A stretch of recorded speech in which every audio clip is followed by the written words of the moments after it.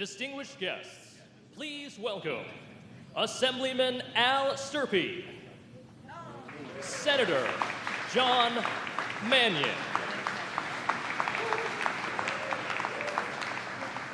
Majority Leader Chuck Schumer,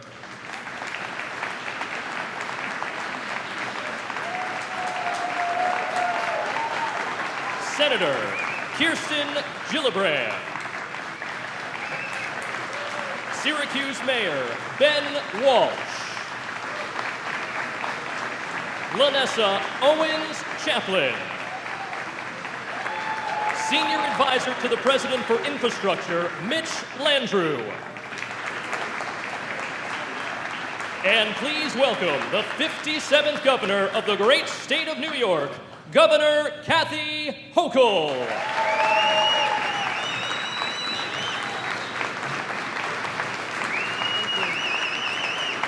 Thank you, everyone. Thank you.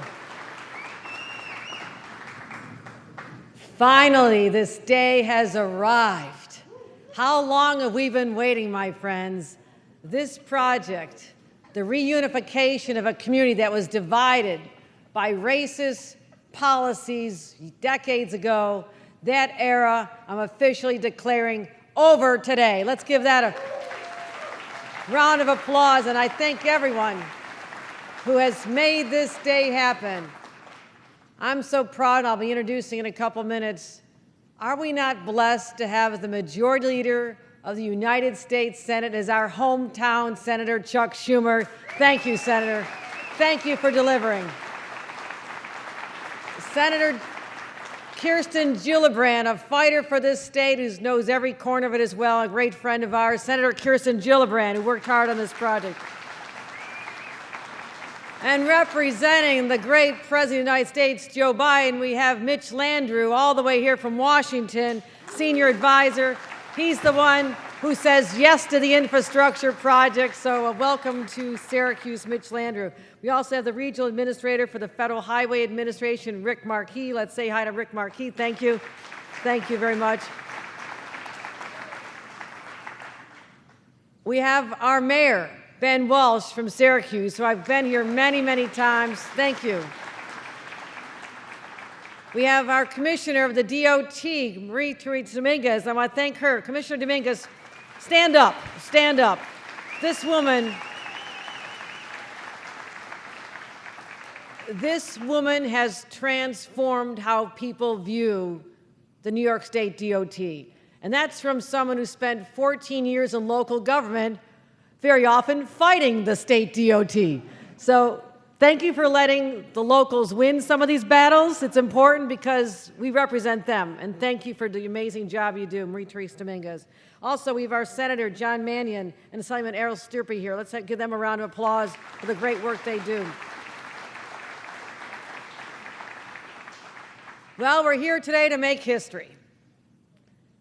As part of our bold and nation-leading vision for infrastructure here in the state of New York. And our vision is not just about building roads and bridges. We're not just talking about fixing streets and sidewalks. It's about bringing people back together. It's about unifying communities, making transportation projects work for all. And our infrastructure vision right now is absolutely unmatched. New York is the only state that has boldly embraced the urgent need to reconnect communities with an historic 5 projects, not one. This is Syracuse, and I love Syracuse, but we have 5 simultaneous mega projects that are designed to right the wrongs of the past. From Bronx to Buffalo, we've invested $3 billion of state money to say that we have to stitch these communities back together because this is so long overdue. Communities that were cut in half, literally cut in half, severing the artery of the heart of a community with asphalts, roads and bridges and viaducts, and all this reckless post-industrial development. And we're doing the same thing not just here, but in Buffalo, the Kensington Expressway. We just announced $1 billion for that project. We're very excited. The Cross Bronx Expressway that's going to lead to healthier outcomes for people in the Bronx. The Livingston Avenue Bridge in Albany, connecting communities again. And finishing up the Inner Loop in Rochester. And finally, this incredible project. And as we officially break ground on the I-81 Viaduct Project, this will be one of the largest transportation projects in New York State history, and arguably the most important infrastructure that Syracuse has seen in at least a century. And in less than a week after I became governor, I came back here. I know this community. This was my home for 4 years as a student, literally walking distance from here. And I came here and started walking the streets and saying, we have to do something. This has been talked about, talk all the time. We have to do something. And Commissioner Dominguez knows, in our very first meeting, sat in her office, and I said, let's move on this. Too much time has passed. Children have been born and went to school here and grown up and moved away and never saw a chance to see the true community that has always been there. So I said, let's do it. Let's do it. And my team will tell you, I'm impatient. I'm impatient. And I want to get government to actually do the big things, the things that have been too hard to do for too long. And this was debated for what seemed forever. And communities get tired of waiting. And you know what? While they're waiting, they're losing faith. They're just thinking that people don't care enough. If you really cared, you'd get it done, right? Well, we do care, and that's why we're getting it done. And the people who've lived in the shadow of this viaduct, I said, we have to reimagine the potential. It's not just taking down a viaduct, a road, a bridge. It's like what we're going to do. And I'll tell you, this does not get done without extraordinary support at the federal level. So I cannot thank enough President Biden for understanding this. And maybe it's also because as a student at Syracuse Law School, he saw this viaduct. He knew this community. So one of his top priorities as our president has been to fix this as well. So his vision, Chuck Schumer, who is in the position to get this through the Senate with his power, that's the magic that happened that brought us here today. So the historic bipartisan, and you don't hear that word often, do you? That's a real problem. It takes a lot to get support on both sides, but they accomplished it. So I want to congratulate them as well, our partners in Washington, for just making this happen, the significant funding that made this become a reality. Thank you. So the president has talked about this. This is part of his Build Back Better vision. But I'll tell you how we're building it back. We're building it back with union labor. Those are thousands of jobs, thousands of good-paying, middle-class jobs for our hardworking men and women. And we're the first state in the nation to have a local hire provision. That's just not a union provision. That means the people who live in this community will get the jobs. That's how we're transforming lives. So 26,000 union jobs. Let me repeat that. 26,000 union jobs created by this project will go to the hardworking people in this community. And the Federal Highway Administration is using this as a best practices in workforce development. They're putting a spotlight on what we're doing here in Syracuse. But as I mentioned, it's not just about the jobs, which really excite me as we keep adding to the jobs, particularly here in upstate, which I know went through a long period of decline. I lived it. I'm an upstater. I know what it felt like when it felt like all the attention was elsewhere in our state, elsewhere in the country, and people just didn't seem to care. But it's not just about creating jobs. It's about, as I said before, righting the wrongs of the past, because we have an opportunity here. Because what happened before was a community. Syracuse is an example of what happened all over this country. This neighborhood was so full of life and history. And you go back to even back to the Onondaga Nation, the Haudenosaunee people. They were here a long time ago. And that's the territory on which this land was built. But by the 40s and 50s, this 15th ward was the beating heart of the black community. It was vibrant. There was cultural events and music and dance and food. This place meant something. Black-owned law firms, businesses, restaurants, barbershops filled the streets. People danced at the Dunbar Center, worshiped the old Bethany Baptist Church on Washington Street. People of the 15th Ward felt a purpose. They felt pride. Work and community was their motto. and it was a place to call their own. But as the shift to suburbia started, government infrastructure projects facilitated that by creating the highways that made that white flight even easier. And that's what we're trying to heal in the rest of the country, but starting here in New York. So to too many at the time, they thought these neighborhoods had no value. No value at all. Why not? Didn't see too many of these going to the white neighborhoods at the time, because I don't think they felt that the black communities had the political clout and the power to stop a project that they would have today, or that other communities had at the time. People were kicked out of their homes. They bulldozed businesses. They erased a story for so many people's lives. Well, a half a century later, the pain still lingers. The viaduct still blocks the sun. The highway still spews emissions into homes and communities. The sound of screeching cars are still in your ear. And children in this school are breathing fumes as they go outside and play. So let's figure out how we fix it. So as we announce the groundbreaking for this historic $2.5 billion project, we will reconnect this community once and for all. That is our mission. That is what we're doing here today.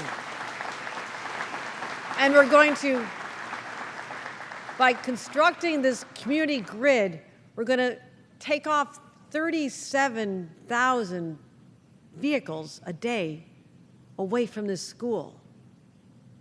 That's going to be extraordinary, because we're not just talking about roads, we're talking about the health of a community, the health of the children, the health of the people. We're easing congestion and creating better routes. And this monstrosity, this I-81, was built around car transportation, but now it's going to be brought back to life with bicyclists and pedestrians front of center.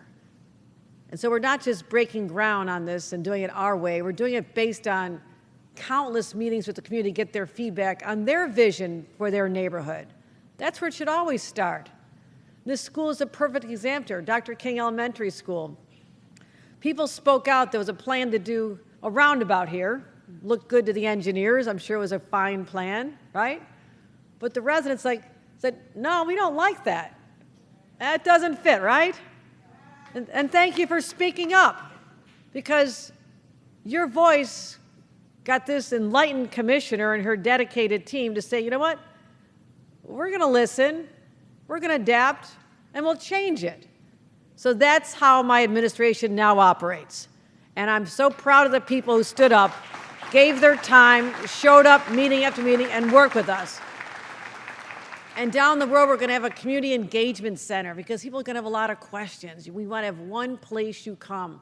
And again, this is how we prioritize the people over the projects. You come here. Any questions or concerns you have, show up there, and we'll make sure you're taken care of.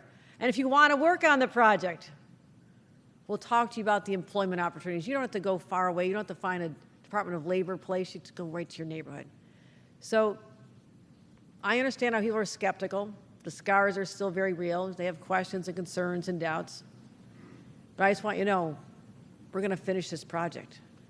And today is going to be so much more than about roads. It's about the people. And let me wrap up by saying this. As long as I'm governor, never again will an infrastructure project be started that does not consider what a community wants for themselves, because they were here first. They are the voices we need to listen to. So forevermore, when this project is completed, people will travel around Syracuse differently.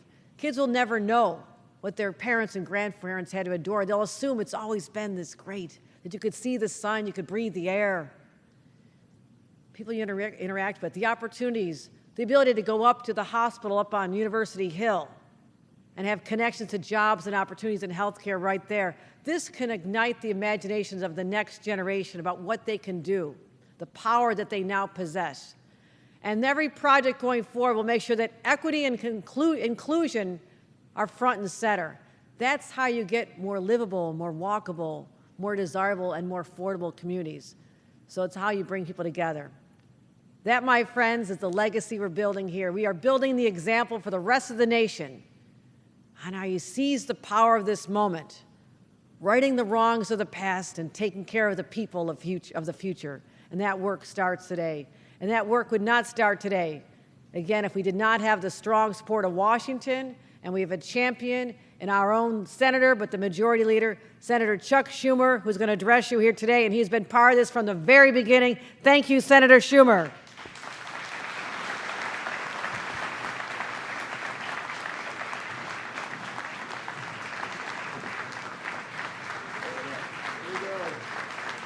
Great team.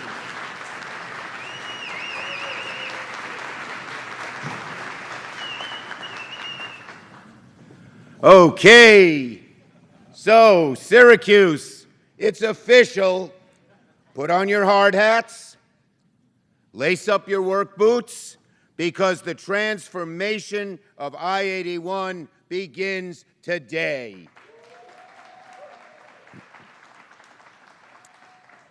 Today we begin to right an over 50-year wrong, reconnecting communities to downtown, to economic opportunity, to better future, to thousands and thousands and thousands of good-paying union jobs.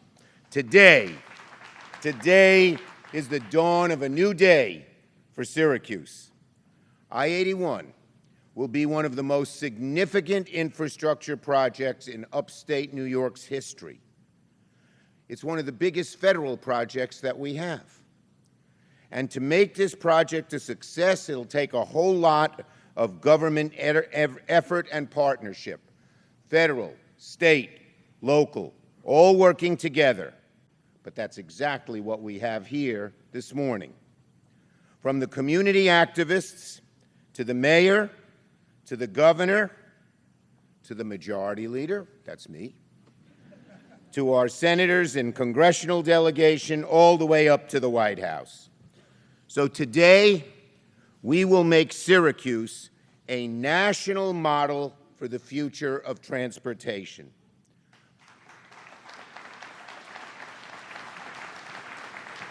Gotta get this to work. Okay. A national model that says we are undoing the wrongs of the past and reconnecting our communities.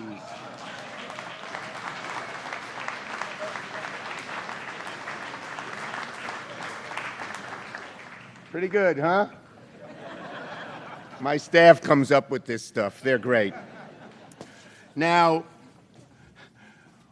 when I led the bipartisan infrastructure law to passage, I did so with projects like I-81 as my North Star. Without major federal investment, it would be impossible for transformational projects like Syracuse's to happen. We can't ask the local taxpayers or even the state taxpayers to have this whole burden. We need the federal government, which has been involved in our highway system since the 50s, to really step up to the plate. Without major federal investment, it would be impossible for transformational projects like Syracuse's to happen. This cannot happen without a huge influx of federal dollars, and I am committed as Majority Leader to making that happen. As the governor said, it's good to have the Majority Leader from New York. Now, $2.25 billion, that's an eye-popping figure, but it's what it will take to make this long-held vision of a reconnected Syracuse a reality. And now that the shovels are finally hitting the ground under the governor's leadership, those federal dollars can begin to flow. We couldn't get those dollars to come in until there were shovels in the ground. Now today there will be, and the money from Washington will start flowing in big, big amounts. I've always made it clear to everyone in Washington how much I care about I-81. In the early days, everyone came to me here in Syracuse and said, what do we do in central New York? What do we do about I-81? I said, you got to come together on a plan. There were 10 different plans. And it took a while for the community to come together and heed the voices who are here today. But we have. And once there was a plan, I brought the transportation secretary Here 2 years ago, I lobbied the president himself and told him, as we were doing the infrastructure bill, that I-81 should be one of the top projects in the nation. And you can rest assured, this project will receive every penny it's completed, when it needs to be completed. And it's because of the historic bipartisan infrastructure law. But it's a team. And I really want to salute Governor Hochul. You know, when we in Washington, Senator Gillibrand and I and the congressional delegation fight for all these dollars, we got to know that it's going to be spent well. It's going to be spent the way it's supposed to be and go to the people it's supposed to go to. And with a steward like our governor, who is one of the hardest working, most honest politicians we have ever seen, we know that money will be well spent. So let's have another round of applause for the governor.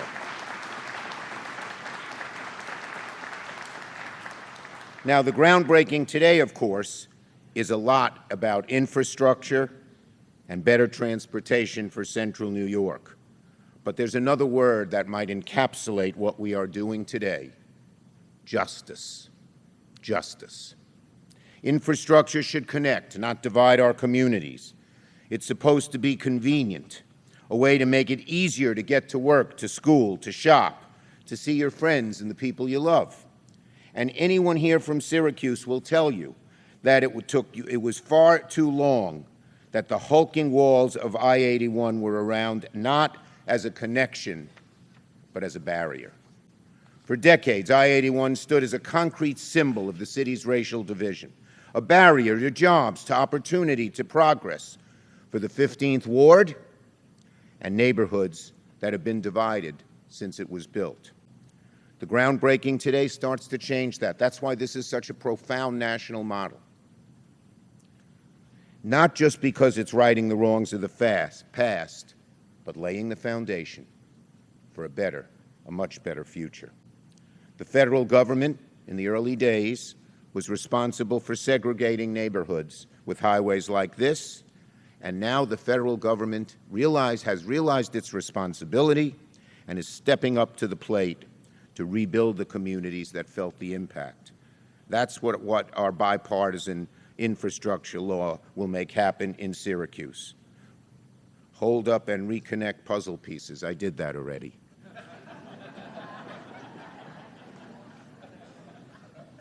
Should I do it again? No.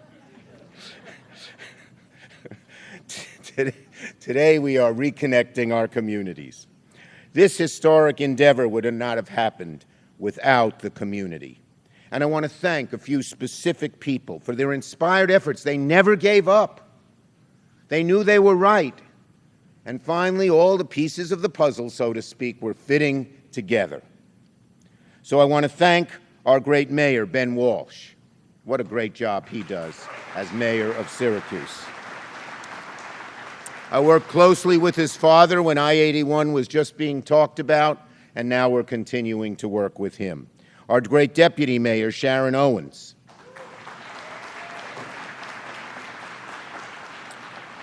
And someone who's the heart and soul of this movement and never quit, the director of NYCLU Racial Justice Center, Lanessa Owens Chaplin. Stand up.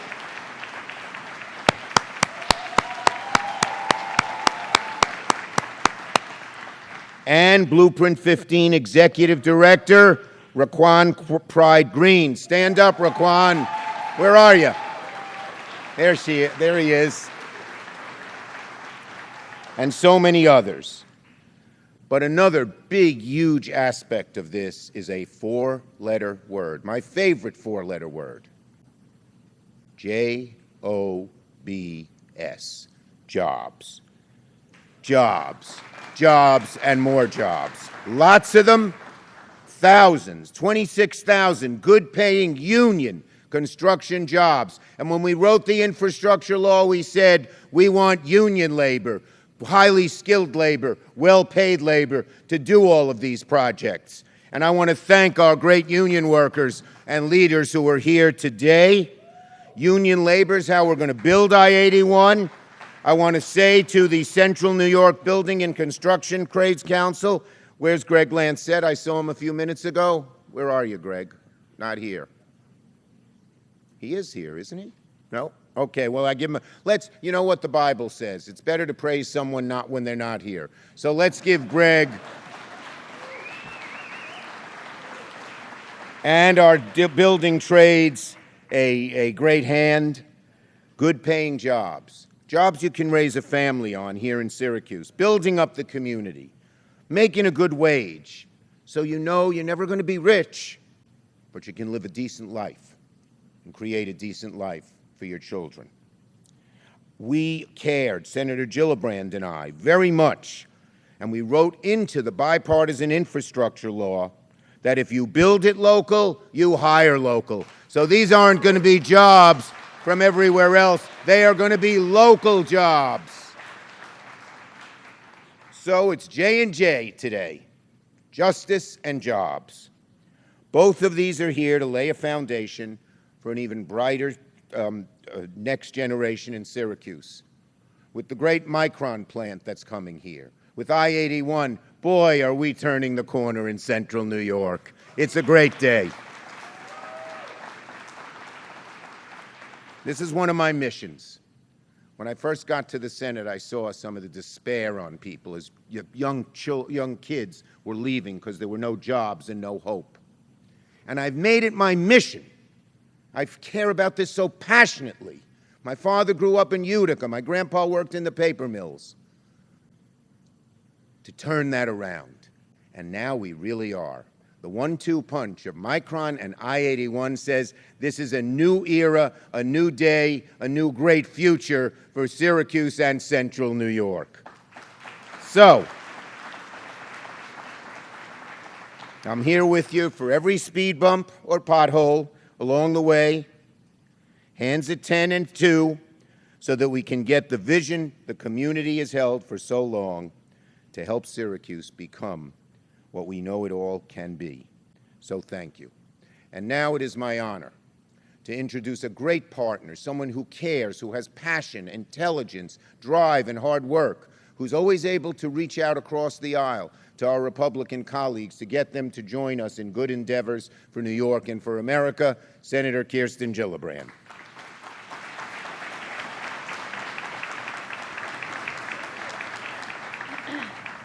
Wow, what a plethora of riches. We have such extraordinary leaders in this state. Thank you to our great governor for being such a visionary, someone who understands the economy, understands communities, understands what's necessary to bring this state forward. You are performing at such a high level and getting so many good things done. Thank you, Governor, for all you've done for this and this project and everything in the state. God bless you.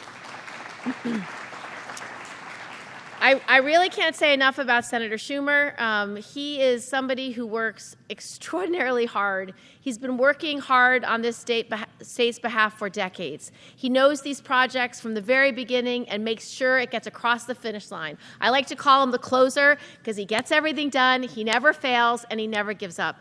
He has been such a great partner for our state and such a great leader for this country. God bless Senator Schumer. Thank you for all that you've done. And I'm really excited to welcome Mitch Landrieu, our White House infrastructure coordinator. He is such a great visionary for the country. He lives and breathes infrastructure. He wants to rebuild this whole country. He loves coming to New York. He couldn't be a better partner for us. Thank you, Mitch, for being here. I want to recognize we have so many local electeds who haven't been mentioned yet, so let me just recognize Senator Mannion and Senator May, Assemblyman Sturpey, Assemblymember Hunter, our great mayor, thank you again for welcoming us all here, our Common Council President, Helen Hudson, and our Deputy Mayor, Sharon Owens, Lanessa Owens-Chaplin, our Director of Racial Justice and Center for the New York Civil Liberties Union. This kind of leadership matters. This kind of representation matters. Chris Montgomery is here, our Director of Syracuse Build, and Decca Dancel, our President of the Urban Jobs Task Force. So thank you all for being here and what you've done. So this vision for this project has been a long time in the making. I've been visiting Syracuse for the last decade and a half and hearing about what the community wants to do. And that community leadership has made the difference. This is a perfect example of how things in our state, the best things get done, where it comes from the grassroots on up. And being able to put together this vision and then get all the resources from the state and from the federal government and from our president on down really shows what community power is about, and that a community can create a vision for something that fixes the wrongs of the past and makes a brighter future. And that's what this represents to me. It's important because the result of what I-81 gave to us was disconnection. It cut a historically black community in half. It segregated a city. It isolated communities. Traffic levels rose. Residents were exposed to growing levels of pollution, higher asthma rates, chronic health issues, local businesses closing. That's what the picture looked like. And we saw that across the state. We had this era of the Robert Moses vision that literally cut black and low-income communities in half because they wanted highways and byways to bypass cities to take people to suburbs. It was a wrong vision. It was a vision that never should have been part of our history in this state. But our state is the first who is trying to rectify these wrongs. And I-81 is one of the most significant projects in the whole country to fix it. When we coalesced around the community grid model, it was groundbreaking. It was something that hadn't been done before and hadn't won out in past proposals before. And that was because of the community, because of the leadership that this community created, explaining this to me and Senator Schumer and to governors to say, this is what we want in this community, and let's explain why this will make a difference. You won. It worked. You succeeded. It is an absolute example of what success looks like. And this new vision, it's going to create connectivity. It's going to create a more equitable future for the city and the state. It will create more jobs. And this provision that Senator Schumer mentioned, this build local, hire local provision, we wrote this into the bill specifically so that our local workers would be trained, so that our union leaders would look to young, local, young employees who wanted to learn how to be in the building construction trades, who wanted to learn how to rebuild this city. And that's what we're doing right here. And so those provisions were included in the bill, and that means we have resources. This also included a pilot program. Syracuse received $500,000, a planning grant from this program to apply to the Capital Construction Grant Program. Now, we also secured $300,000 in government funding to train Syracuse youth specifically for the I-81 project. That's real money, that's real training that our union leaders can put to good work to use the apprenticeship programs that we know are the state of the art. So this is a vision for success. I am so proud to be part of it, and I'm so grateful that I can be with a team of elected leaders that just keep delivering for New York State. I now want to bring up our great mayor, Mayor Ben Walsh.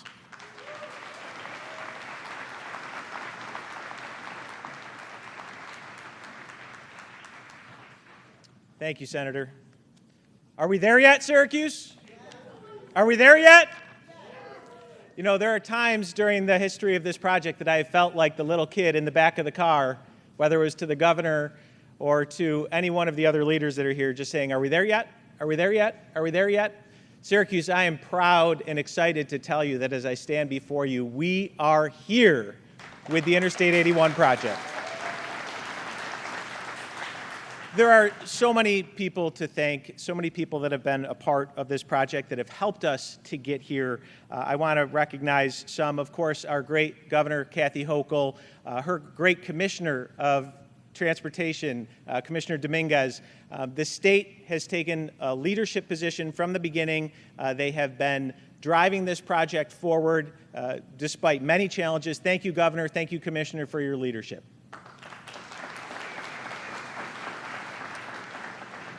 To our senators, Majority Leader Schumer, it is great to have the Majority Leader from the great state of New York. And Senator Gillibrand, you have been a wonderful friend and leader. We could not ask for a better dynamic duo. Thank you for your leadership as well.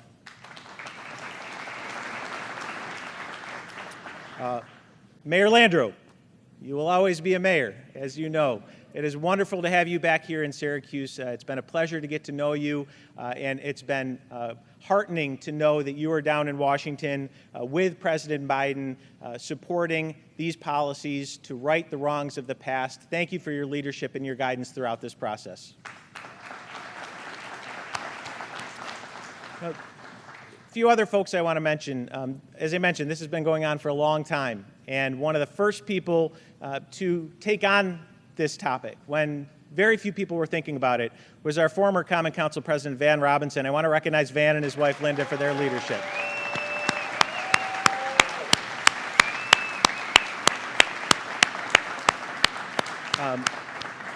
We are blessed here in Syracuse to have been led by some great Common Council presidents. I also want to recognize our current Common Council President, Helen Hudson, and her colleagues in the council for being here every step of the way as well.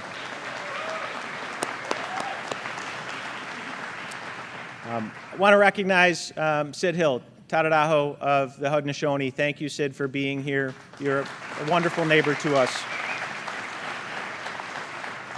Again, also want to recognize our brothers and sisters in labor that are going to be doing the work on this project, that have been with us every step of the way as we've developed Syracuse Build, as we've put nearly 100 people into apprenticeship programs, people of color, women, veterans, city residents that are going to benefit from working on this project. Thank you all as well. It is not coincidental that we are here in Dr. King School. As the governor mentioned, this is a perfect example of why Governor Hochul's leadership is different. A plan was presented, the community spoke up, and the governor heard us. This school is a gem. We have nearly 500 students in this school every day learning, and I want to recognize our students, our staff, for being great partners with us. It is a STEAM school. So you heard about Micron, the kids that are attending school today that will benefit from this project. They are going to be the future employees of the Microns of the world. They are going to be the future founders of the next Micron. So let's give it up for everyone here at Dr. King School. You know, it's all pretty much been said at this point, but I do want to recognize the fact that as much and as significant as this is as an infrastructure project, it is ultimately about people. You'll notice I didn't wear, Senator Schumer taking a page out of your book, I didn't wear my car socks, I wore my bike socks today, because this is about much more than cars. This is about moving people in safe, sustainable ways, addressing multimodal transportation, and ultimately reconnecting our communities. We are also, as I said, creating good quality jobs. Again, I want to recognize our partners at Syracuse Build. We are making sure that City of Syracuse residents, past, present, and future, are in a position to benefit from this project. We are here. We have so much more work to do, but as I look upon all of our amazing partners here, I have no doubt that we are going to be successful with this project and many more to come. Thank you all so much. God bless.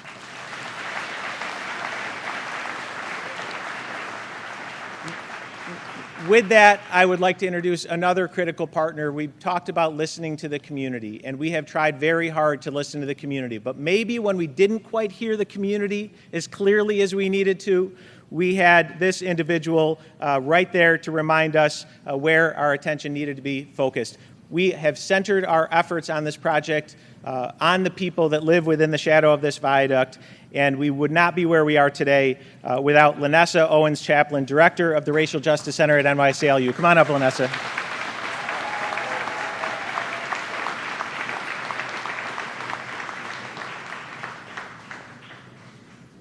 Good afternoon, and thanks for having me today. I'll be brief because a lot of things have already been said. But this project has been talked about for over 10 years. But the folks who have lived in the shadow of this highway have been dealing with the burden for generations. The residents have been living in the impact of air pollution, property taxes lowering, and taxpayers leaving the city in white flight. At the onset of its original construction, property values dropped, people fled the city, and an already overburdened, marginalized community of Black residents carried the burden for traffic pollution for this entire county. Today is a historic time to begin to repair this harm, restore community, and ensure that Black residents who live through this reap the benefits of this project. Having walked this community, talked to thousands of people, had hundreds of meetings, and submitted over 5,000 comments during the public comment period, I can firmly say this community will continue to advocate for the completion of this project. We will continue to advocate for the viaduct to be removed, and we will continue to advocate to be made whole.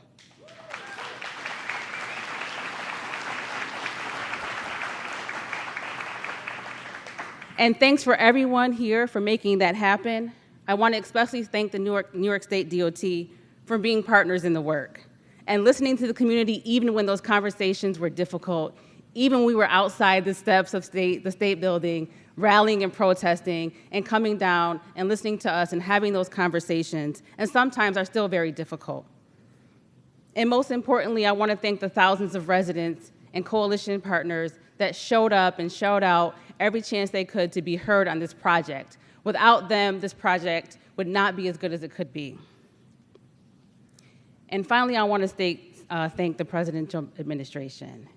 The Biden administration did a ton of advocacy around environmental racism and environmental justice that's making this conversation the conversation we're having today, and has really raised awareness on how infrastructure projects have impacted Black and brown communities. With that, I would like to introduce Senior Advisor to the President, Mitch Landrieu.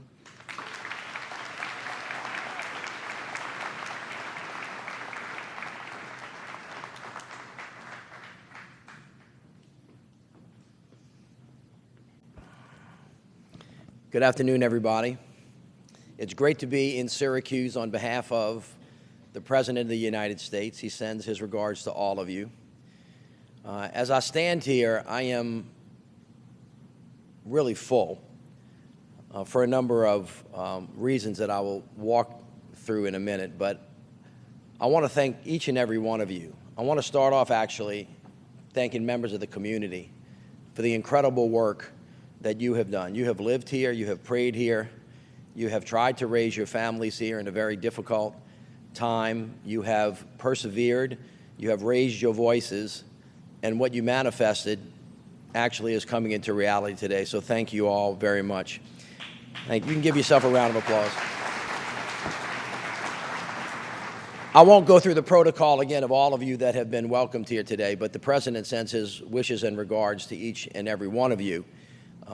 But as you sit here today and you think about what it takes to get here, the governor, both of your incredible senators who both not only have power but have passion. Senators Gillibrand and Chuck have been unbelievable in the commitment that they have made to the people of New York. I get to travel around the country on behalf of the President. And every senator and every congressman works hard for their constituents, but you have two of the best who I know have delivered and continue to live every day. So Senator Schumer, Senator Gillibrand, thank you all very much. To the mayor, once a mayor, always a mayor. I was the mayor of New Orleans for 8 years after Katrina when that terrible storm took 1,800 lives and destroyed 250,000 homes. You all gave us your thoughts, your prayers. You also helped us with money. Both Senator Schumer and Senator Gillibrand and the people of New York came to our rescue. So on behalf of the people of New Orleans, say thank you. It was the best job I've ever had. Don't tell the President I just told you that the next time you see him. And of course, Governor Hochul, you have demonstrated in your time in office that you have already been a great leader for the state. And I can tell you that not much gets done if you don't have great leadership that is working both political, in the private sector, in the not-for-profit sector, from the community up, and of course to the men and women from labor. You know the President of the United States is the most pro-union labor president you ever seen. He thinks that, amen. And so I send his regards to you. I'm full because of a couple of different reasons. Number one, I grew up in the 12th Ward of New Orleans.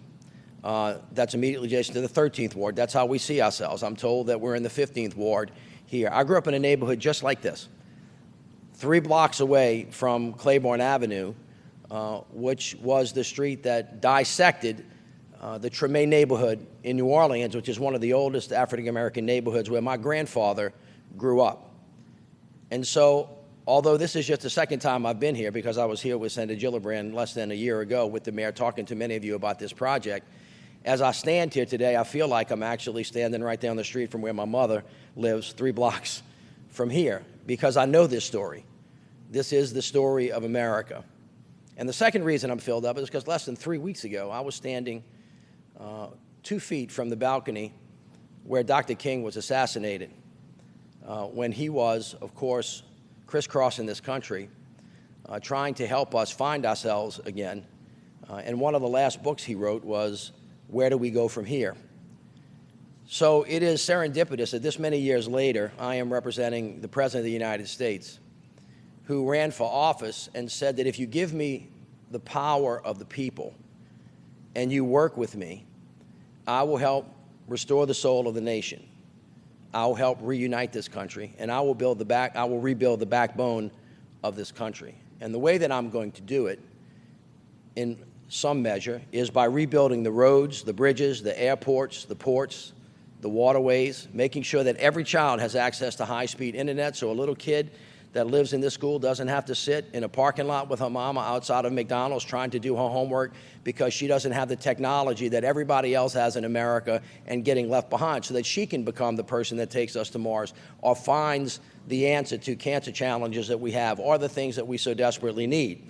Also making sure that everybody in this country has clean air, safe water, because lots of young kids are sucking water out of lead pipes that is damaging their brains, that are making it hard for them to have the opportunities that they need in their life. And then finally, to build a clean energy economy that we so desperately need in order for the United States of America to lead the world and never, ever, not once, ever have to look behind again. And that is, in fact, what we're doing right now, because with the leadership of Senator Schumer, Senator Gillibrand, with the leadership and the advocacy of all of you here, the President of the United States was able to pass not 1, not 2, not 3, not 4, but 5 massive pieces of legislation, the likes of which this country has not seen since FDR. And those federal investments, when the federal government shows up in real time with an open heart, an open mind, and listens to the community, can actually help build the country from the bottom up and the middle out. And that is exactly what is happening today. This is a perfect example of it. So the public sector is showing up, and the President's vision was if we did that, good things would start to happen. 13.1 million jobs have been created by this team in the last 2 years. That's more jobs in 2 years than any presidential administration has created in 4 years in the history of the country. We have the lowest unemployment rate in the country that we have in 50 years. Inflation is still a problem, but it has gone down consecutively for the past 12 months. Wages are going up, and the number of jobs that are available actually are going up as well. And so when the President said that I intended these public investments to spur the private sector that knows where to put their money because they think about return on investment, knows how to show up. $500 billion in private sector investment has showed up across this country. That's when you know the idea that you had was working. And in this great state, with the billions of dollars that have already hit the ground with the leadership of these two senators, $15 billion at all, I think 279 projects are under formation right now, this being one of them. The President's vision for the country, you see actually coming into reality. You see the seeds of the future being planted as we speak. And then we come to this very project, which I believe should give you a moment to pause, because it in fact is a perfect symbol of where the President wants to take this country. Racism in America is this nation's Achilles heel. We have not yet slayed that dragon. We will never get to a place of a more perfect union until we actually go through it, not around it, not over it, not under it. The reason why this viaduct is here to begin with, you referenced Mr. Moses, this has happened all over the country, where in fact 50 years ago or so, some people thought it was a great idea to actually take a piece of concrete and slice the heart out of communities without regard for the people that live there, just because some folks needed to get from here to there a lot faster, without worrying about whether the kids couldn't cross the street anymore, whether the businesses couldn't talk to each other, whether or not that the pollution was actually going to hurt their kids. They're not, and they didn't care much about it. And so this President of the United States said, not only am I going to rebuild the country, but I'm going to build it back better. I'm going to build it back different. This time, we're going to ask people what they think. This time, we're going to build and design things to bring people together rather than to separate them, because when Americans come together, there is nothing that we cannot do. And so this particular project, as the governor has said, is a great idea, but it does not stand alone. There are many of these, unfortunately, around the country that need to have reparation. And you are the ones that are actually showing the country how to do it. And so what we are here today, doing today, is not just to turn dirt, to actually take down the viaduct and reconnect communities. You are demonstrating to the United States of America the very vision that the president has about why America will win the future. That's what really this is about. It's much deeper, it's much stronger, it's much more poignant, and I can't think of a better sign to be standing under than the one of Dr. Martin Luther King, who actually talked about the beloved community, talked about us coming together, talking about what we look like when we are one country. And as far as President Biden is concerned, this is a one team, one fight, one community effort to rebuild an America that we can be really, really proud of. And folks, we are well on our way. So God bless you all on behalf of the president, and thank you for the work that you have done. This concludes our speaking program. Thank you for joining us.